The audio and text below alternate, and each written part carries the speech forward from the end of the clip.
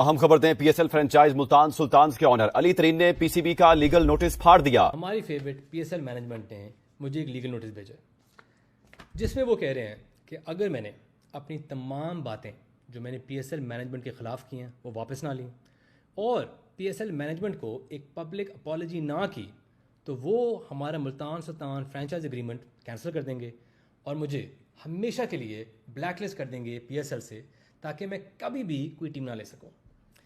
देखें, यही तो इशू है। आप लोग चाहते नहीं हैं कि आप लोग अपने स्टेक होल्डर के साथ काम करें।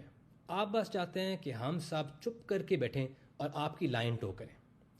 आप लोग इतना यूज्ड टू हैं कि आपके इर्द गिर्द येस मैन हैं और मिनियंस हैं कि आप थोड़ी सी भी क्रिटिसिज्म बर्दाश्त नहीं कर सकते। मैंने आज तक एक कॉल, एक मैसेज, एक ईमेल, एक इनविटेशन रिसीव नहीं की कि क्या आपके इश्यूज़ हैं, आएँ दफ्तर में, आएँ इकट्ठे मिलकर हम इनको एड्रेस करते हैं और देखते हैं कि हम क्या बेहतरी ला सकते हैं इस लीग में। सीधा मतलब सबसे पहले तो इस पीसीबी के लिए तालियां, ठीक है। सबसे पहले तो मेरे ख्याल में चेयरमैन को भी बोलूं तो इसमें कोई गलत नहीं है, चेयरमैन के लिए भी तालियां। थे कि जब ये मीटिंग में आते हैं तो या तो आते नहीं हैं या फिर चुप बैठे रहते हैं, लेकिन पॉडकास्ट और इंटरव्यूज़ में हर चीज़ जाके कहते हैं।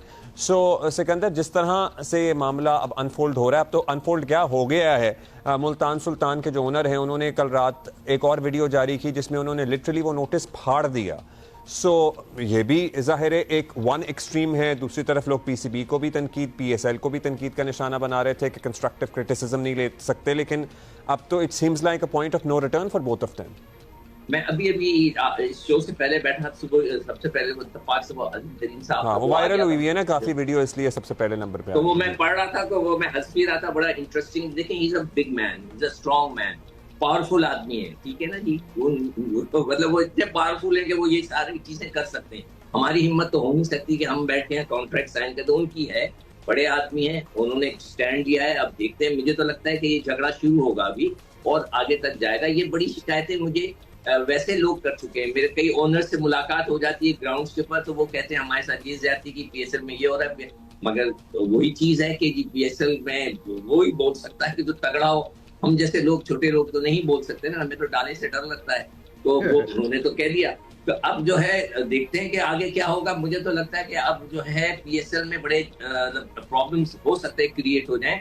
There's so much competition in the leagues. तो अगर एक बंदा आपको कह रहा है कि यार ये चीज़ें गलत है तो उसको बुला के बिठाओ, बात करो, उससे खत्म करो बात को। यार लीगल नोटिस भेज रहे हो, दादागिरी कर रहे हो, मतलब उसने क्या, मतलब उसको फर्क पड़ना है यार, उसके लॉयर लग जाएंगे, आप लग जाओ, खत्म हुई बात, कहानी है।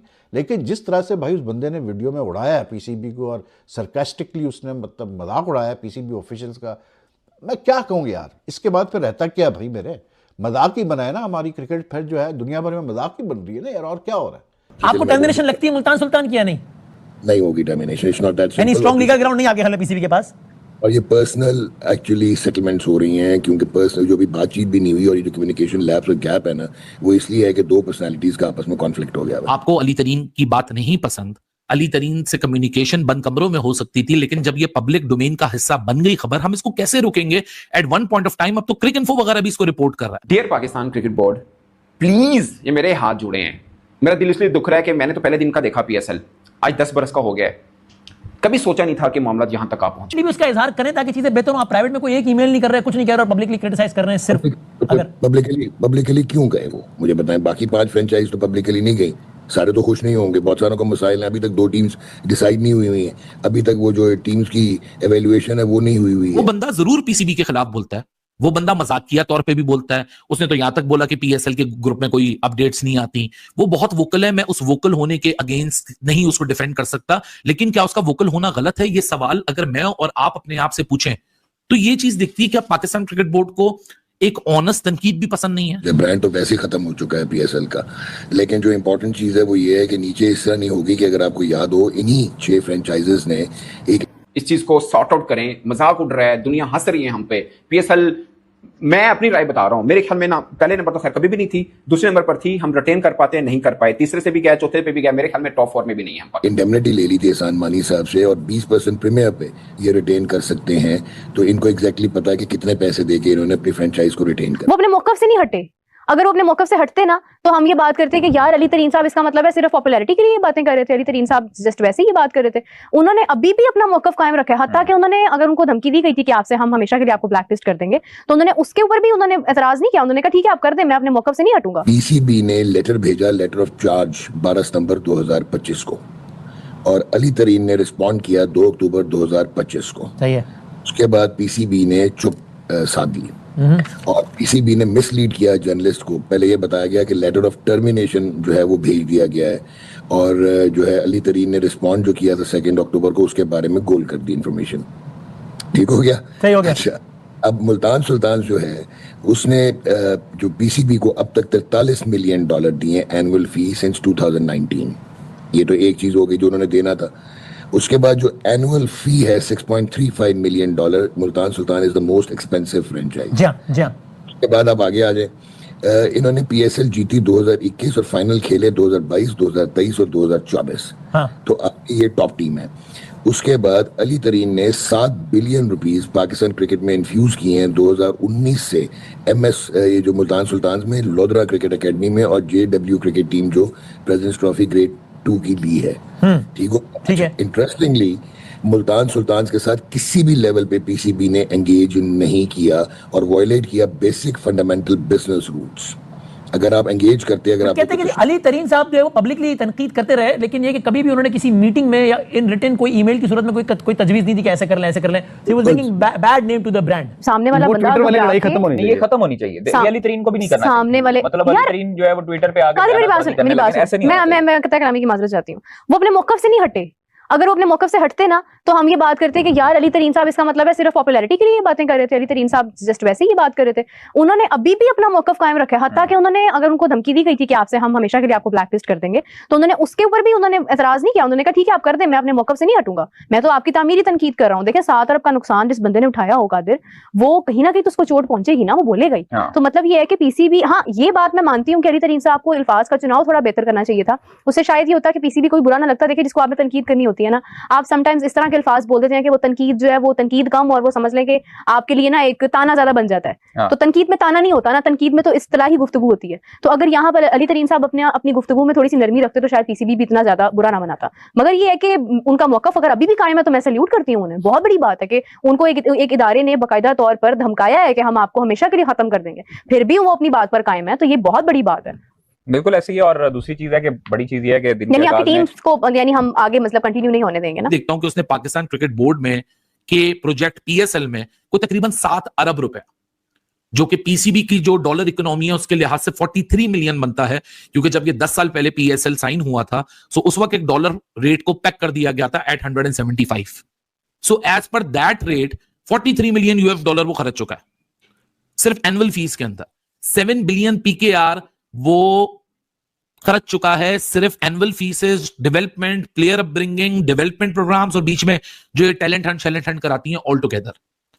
लोधरा एक इलाका है सदर्न पंजाब के अंदर जो कि अली तरीन और उनकी फैमिली तकरीबन उस लैंड को ओन करती हैं, वहां उनके बगात भी हैं, one of the richest family of Pakistan है।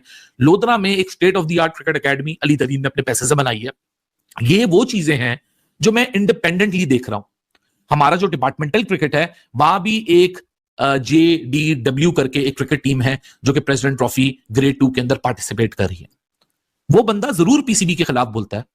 इट्स सैड यार, मतलब एक फ्रेंचाइज के बारे में, 2 फ्रेंचाइज के बारे में सुनते हैं कि उनका इतना इन्फ्लुएंस है कि वो पाकिस्तान क्रिकेट बोर्ड के अंदर जो है फैसले करवाते हैं अपने जाके। अभी क्या बोले यार, किस तरह से ये चलाते हैं, मतलब आई डोंट नो। अब आप देखें साउथ अफ्रीका से सीरीज हम खेलने जा रहे हैं, 3 वनडे की और 3 T20 की। ये कब तक चलेगा यार? मतलब पाकिस्तान को क्या सेकंड रेट मतलब क्रिकेट नेशन समझ के रखा है लोगों ने? बोलेंगे वो ये सारी चीजें कर सकते हैं, हमारी हिम्मत तो हो नहीं सकती कि हम बैठे हैं कॉन्ट्रैक्ट साइन कर, तो उनकी है, बड़े आदमी हैं, उन्होंने स्टैंड लिया है। अब देखते हैं, मुझे तो लगता है कि ये झगड़ा शुरू होगा अभी और आगे तक जाएगा। ये बड़ी शिकायतें मुझे वैसे लोग कर चुके हैं, मेरे कई ओनर से मुलाकात हो जाती है ग्राउंड्स के ऊपर, तो वो कहते हैं हमारे साथ ये ज्यादती की पीएसएल में ये हो रहा है। मगर वही चीज है कि पीएसएल में वो ही बोल सकता है कि जो तगड़ा हो, हम जैसे लोग छोटे लोग तो नहीं बोल सकते ना, हमें तो डाले से डर लगता है।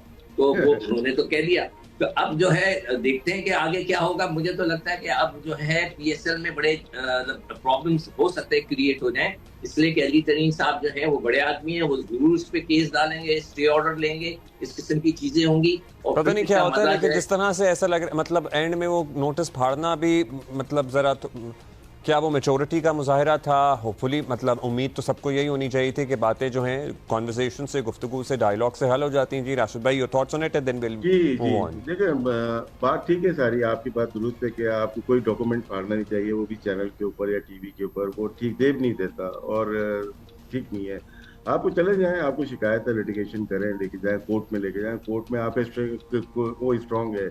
बात यही है, हम तो काफी अरसे से कह रहे हैं, जब नजम शेट्टी साहब लेके आए पीएसएल, बड़ी जोरदार चली 2-3 साल, उसके बाद ये डोमेस्टिक एक टूर्नामेंट की तरह हो गया। मैं मिसाल लास्ट ईयर की दे देता हूँ आपको। हमारे पास कोई रूल्स नहीं है। मोहम्मद नईम खेलते हैं लाहौर कलंदर से लास्ट ईयर एमर्जिंग कैटेगरी में, 26 साल के, और उसमें जब किया कि ये गलत खेल रहे हैं तो वो पाँव पड़ गए। अब पाँव पड़ने पे रूल चेंज कर दिए जाते हैं। यहाँ पे आपके रूल्स हैं ही नहीं कोई भी। तो बात शिकायत जो वो वजह है उसकी, वो स्टेक होल्डर हैं, वो कर सकते हैं। और जहाँ तक ये है कि पीसीबी को जो भी शिकायत है वो आपस में बैठ के ये करें। मीडिया पे देखें, हम लोग हैं, हम लोग के ताल्लुक नहीं है बोर्ड से या फ्रेंचाइज से, हम बात कर सकते हैं। इनको आपस में बंद कमरे में को सॉल्व करें। लेकिन पीसीबी में नॉन टेक्निकल लोगों को दिया हुआ है। पहले नायला भट्टी थी, उनका कोई ताल्लुक नहीं क्रिकेट से। उस्मान अल्लाह 2 दफा रहे, उनका कोई ताल्लुक नहीं क्रिकेट से। सलमान नसीर है, उनका कोई ताल्लुक नहीं क्रिकेट से। जब किसी का कोई ताल्लुक ही नहीं क्रिकेट से, तो क्रिकेट का यही असर होगा। और ये राइटली हुआ है, क्योंकि फ्रेंचाइज के दिसंबर तक कॉन्ट्रैक्ट है। कुछ फ्रेंचाइज 7 अरब वो रुपए दिए हैं पाकिस्तान क्रिकेट बोर्ड को। वो मतलब कि इसलिए तो नहीं दिए उसको बेइज्जत किया जाए या उनकी टीम को बेइज्जत किया जाए। और अली तरीन की भी ये गलती है कि कॉन्ट्रैक्ट आप फाड़े नहीं, या आपको जो रिपोर्ट दिए है उन्होंने या उनको सैकिंग का ऑर्डर किया है तो वो फाड़ना नहीं चाहिए। आप अब seems like it is too late from मतलब ये काफी बात आगे बढ़ गई है। अगर ये थिएट्रिक्स लिटरली ऑन मीडिया ना किए जाते, प्राइमरीली ऑन सोशल मीडिया के इंटरव्यूज हो रहे हैं, वीडियोस बन रही हैं, कॉन्ट्रैक्ट फट रहे हैं एंड ऑल दैट, तो शायद ये मामला ग्रेसफुली हल हो जाता है इससे पहले। लेकिन पता नहीं अब तो क्या ही होगा। दोस्तों आप सबका हमारे एक और नए वीडियो में स्वागत है। दोस्तों, आपको बता दें कि पीएसएल को लेकर जो बहुत ही बड़ी बात किया जा रहा है, उसको लेकर अली तरीन ने ये बात क्लियर कर दिया कि अब पीएसएल पूरी तरह से बैन हो गया है। क्योंकि अली तरीन को एक नोटिस भेजा गया पीएसएल के तरफ से, आने वाले पीएसएल किस तरह से होगा और कैसे खेला जाएगा।